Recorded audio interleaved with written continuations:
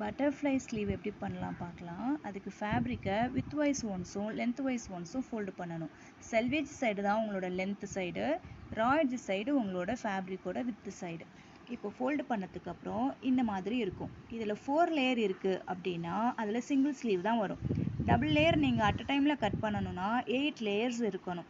இப்போ ஃபோல்டிங் பண்ணதுக்கப்புறம் இந்த சைடும் ஃபோல்டிங்கில் இருக்கணும், இந்த பக்கமும் ஃபோல்டிங்கில் இருக்கணும்.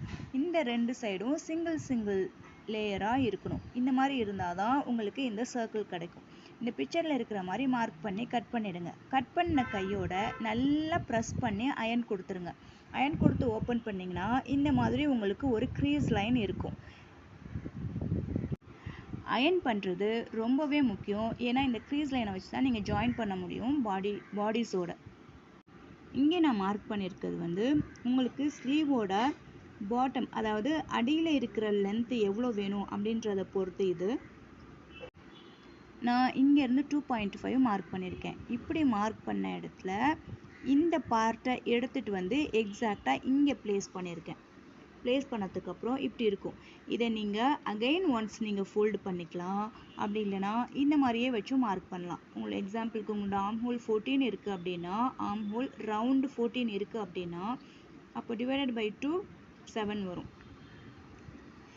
இப்போது இந்த மார்க் 7 இருக்கிற மாதிரி, அதாவது இந்த க்ரீஸ் லைனில் இங்கே நீங்கள் 3.5, இங்கே நீங்கள் 3.5 இருக்கிற மாதிரி நீங்கள் மார்க் பண்ணிக்கோங்க. இல்லைனா இதை அகைன் இன்னொரு ஃபோல்டு பண்ணி ஒரே ஒரு 3.5 இருக்க மாதிரி மார்க் பண்ணாலும் ஓகே தான்.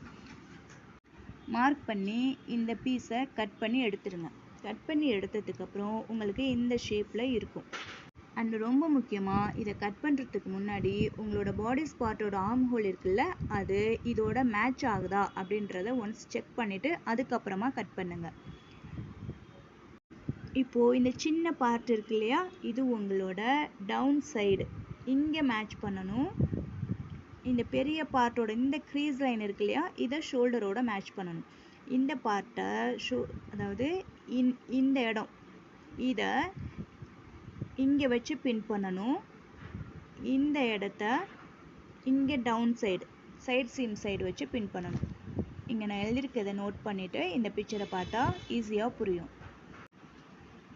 பின் பண்ணிவிட்டு சுற்றி நீங்கள் தைச்சிட்டிங்க அப்படின்னா உங்களுக்கு பட்டர்ஃப்ளை ஸ்லீவ் கிடச்சிரும்.